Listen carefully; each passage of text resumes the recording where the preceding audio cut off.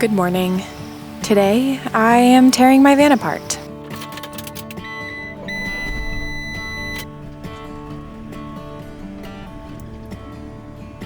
We are on our way to Home Depot today. Yesterday, I came into my van and I made a long list of all the things that I need. I also took a tape measure and I measured a few things that I want to completely redo. And by the end of today, my van is going to look like an absolute disaster zone. But hopefully I will be able to transform it in the next couple weeks into a whole new home. Suddenly, the world I used to know, I see it differently. You woke me from a dream, now here's reality. Baby, baby, you are really hurting me. 'Cause every time you tell me I look good and that I'm doing fine, but nothing ever changes. And now I see, baby, you are hurting me. Okay, I think I have everything, but the likelihood that I have to return here is high. That's kind of always the way with Home Depot trips. I know you playing your part, but baby, it's breaking my heart. How could I know if you don't need me? Just let me know when I go. Hi to everybody, Eliza. Wait. Everyone's been wondering where you are.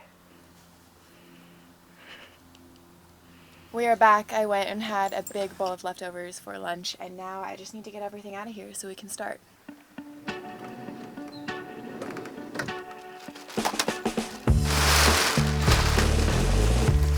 What do you think?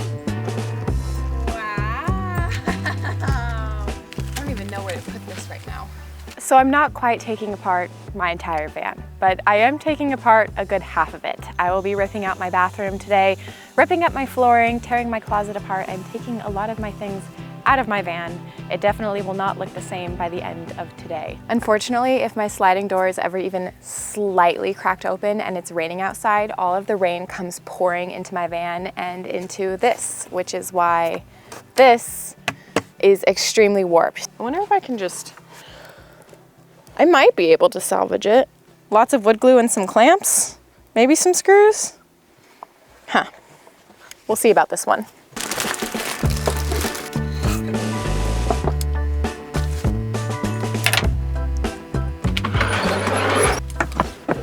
It was really nice to walk into Home Depot today with the confidence that I have now. Ever since building out my van, I walk into stores like that with so much confidence. I know exactly what I'm doing, and that feels so good and liberating. So, thanks, Van Build.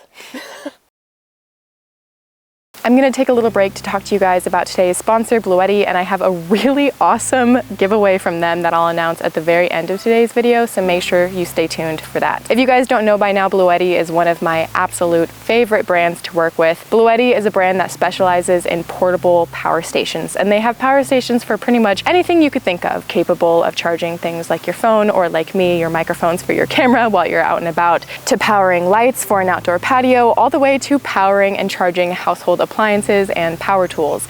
And what's more, Bluetti is committed to helping out the environment, promoting solar-powered energy to reduce our impact on the environment and create a better future for all of us. Today, I am highlighting my Bluetti AC180, a power bank that has been my absolute savior while living on the road. During these colder and shorter months when there are constantly clouds in the sky, it is really difficult for me to get enough solar in my van. And so in order to make sure that I can keep running my fridge, I have been almost exclusively using the Bluetti AC180 to charge and power virtually everything else in my van. What I personally love the most about my Bluetti is just how many things I can power and charge all at once. I will have my laptop, my computer, both of my mics, and I can even power additional tools or maybe even a blender all at once.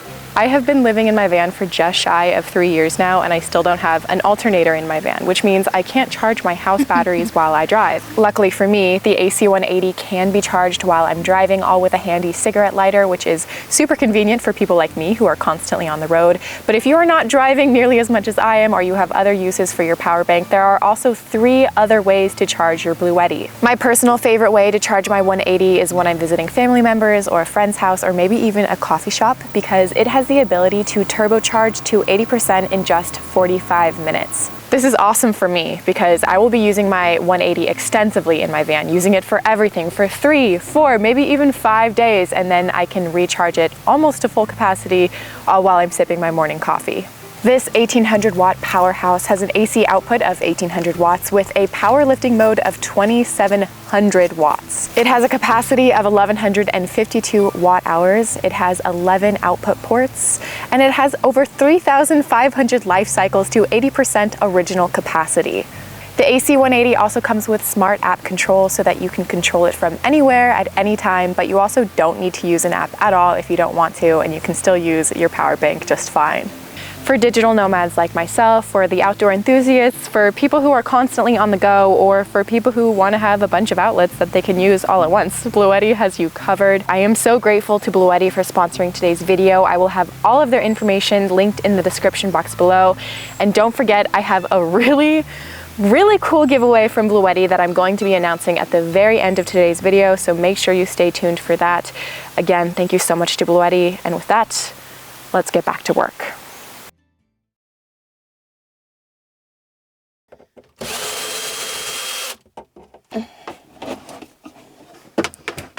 One thing I think everyone gets tired of when they're doing a van build is just how much you have to kind of cram yourself into these little spaces. I kind of forgot about this. I think I repressed it.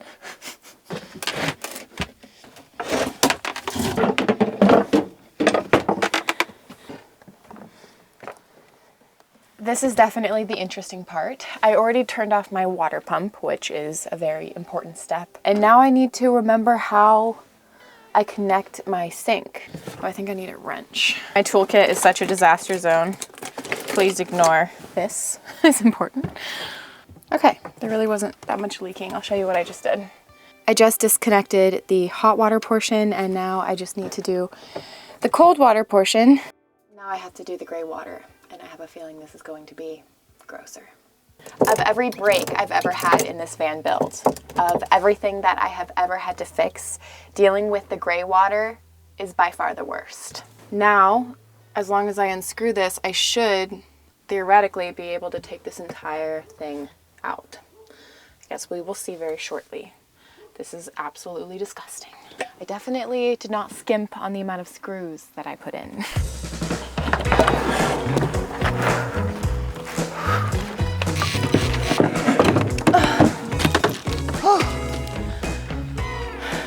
Look at how spacious this is. Should I just keep the van like this? Oh my gosh. My floors are so dirty.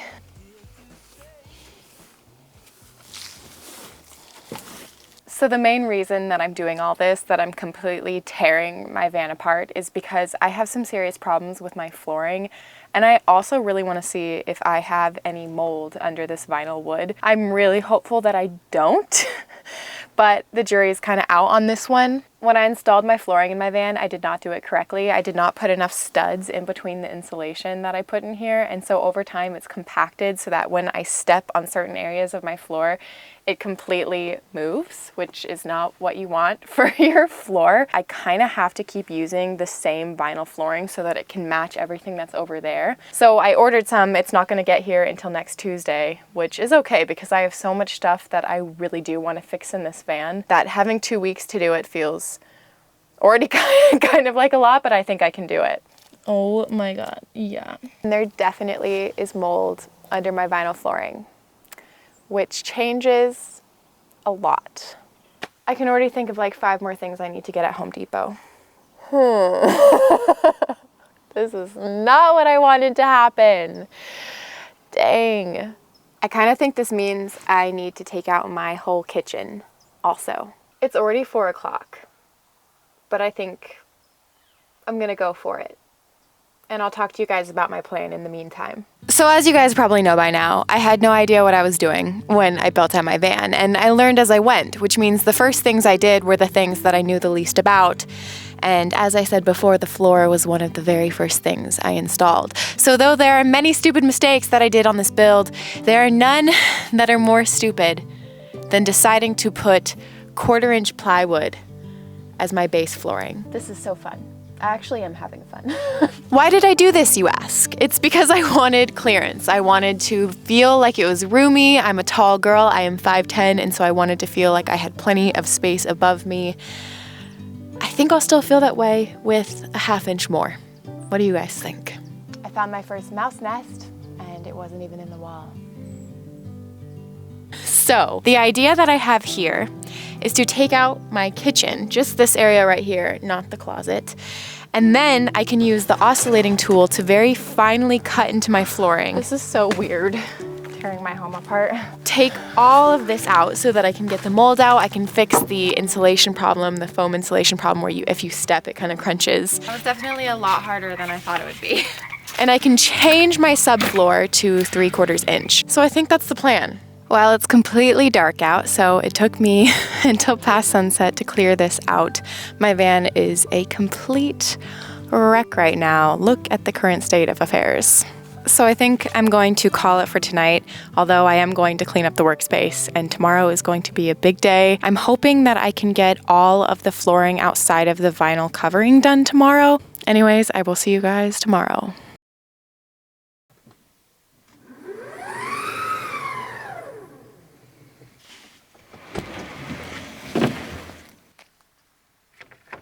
Good morning. I just went to Home Depot. I got some wood for the floor. I also got some liquid nails, and I got some masks because we're dealing with mold. And it is time to pull up the flooring. Now, I don't really know what kind of mold it is, but what I do know is I'm not willing to risk it. We're also going to see just how bad it is together.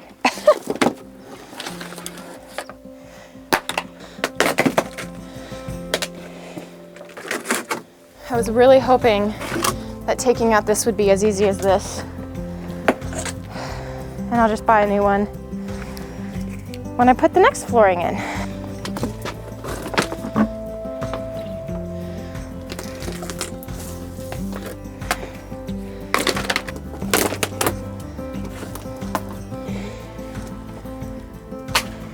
You guys want to see where the mold is the worst? I'm not gonna lie, some of this looks like black mold.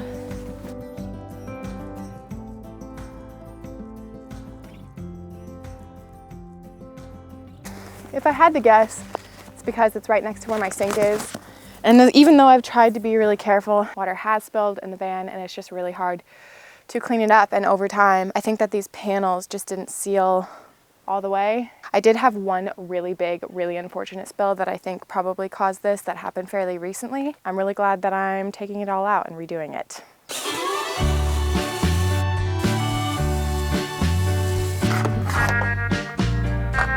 This needs a fresh coat of paint and to be clean.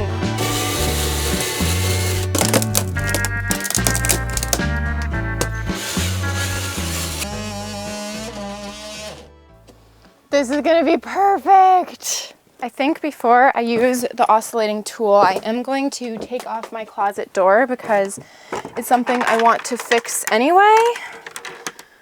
And I even brought a bin up here to put all my clothes into, because it's gonna get pretty crazy in here.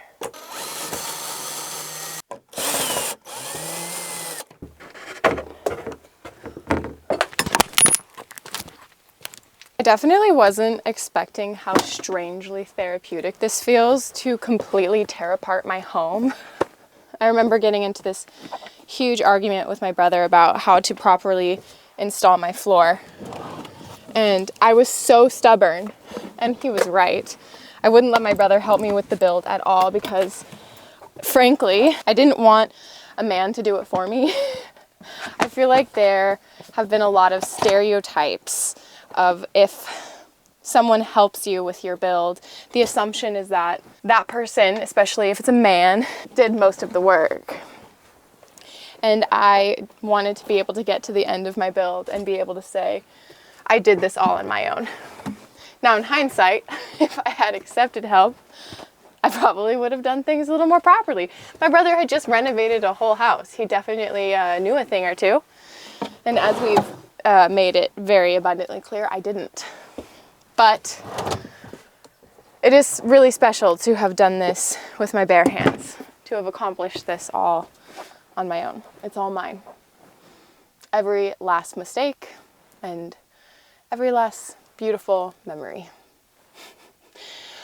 Oh, people get so mad when I wax poetic, but maybe you're watching the wrong channel then. Will this close is the real question.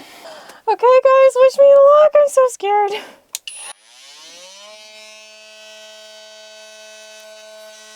That worked really well. Am I cutting out all of the wood or most of the wood?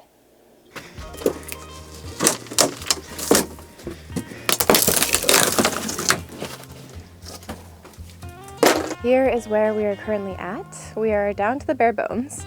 I think what I'm going to do is go back to Home Depot for a second time and get a few more of these supports to put here. I ended up taking one out that was just sketching me out a little bit. I think I'm also going to get some half sheets of 1/4 inch plywood that I can just kind of lay down. Not perfectly, because then the 1/2 inch plywood on top will be cut perfectly.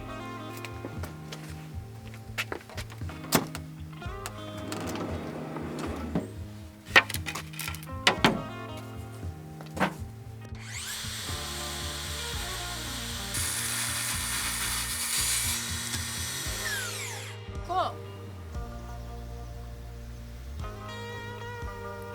So what I'm going to do is use liquid nails to attach my new support beams down to the bottom of my van. I got some foam insulation. I don't really think the insulation did anything at all because the floor of my van has always felt like ice cubes. So to be honest, I'm not too concerned about it. I will put some down anyway, but again, not too concerned. It's gonna be cold. Then I'm going to lay down my 1/4 inch plywood. I got 3 different pieces. I'm just going to try to see how they can fit in there the best. And then the hardest part of this job by far is going to be figuring out how that 1/2 inch plywood behind me is going to fit together in my van. Liquid nails are supposed to cure for 24 hours. So what I figure I'm gonna do is I'm not going to actually screw anything in quite yet, but I am going to make sure everything fits. And then tomorrow morning, when these are properly attached to my floor, I can go ahead and I can screw everything in. It's gonna be pretty hard to figure out where these studs are, but hopefully I can figure it out. Did add some insulation as well. It's a little bit of a patch job.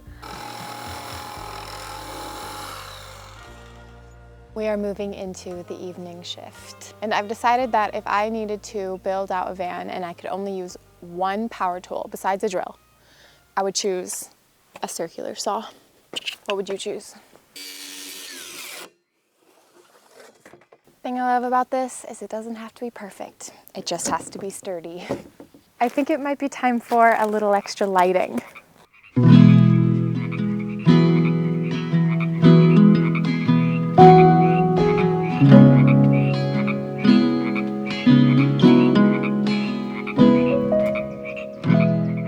Just listen to the sound of all of the frogs going off. It's honestly wild. The last thing I really need to do before I'm done for today is see if I can make a stencil with the plywood that I already put in there and cut out the 1/2 inch. It's gonna be a little tricky, that's for sure, but I think I can do it.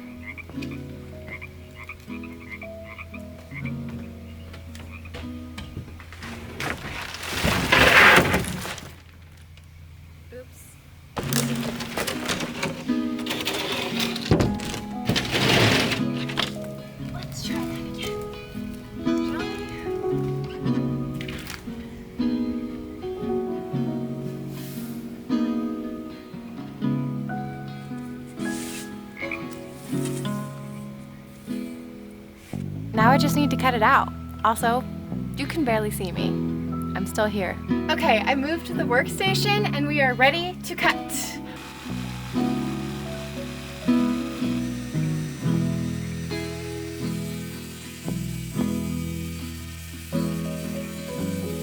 I finally found my safety glasses. Oh my gosh, I have been looking for these everywhere. Don't be like me. Wear safety glasses.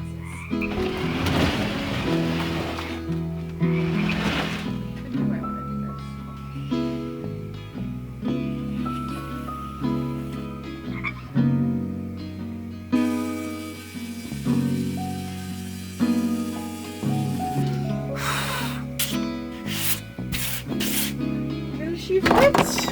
Moment of truth. Moment of truth. What is even the best way to do this? Squeeze it that way.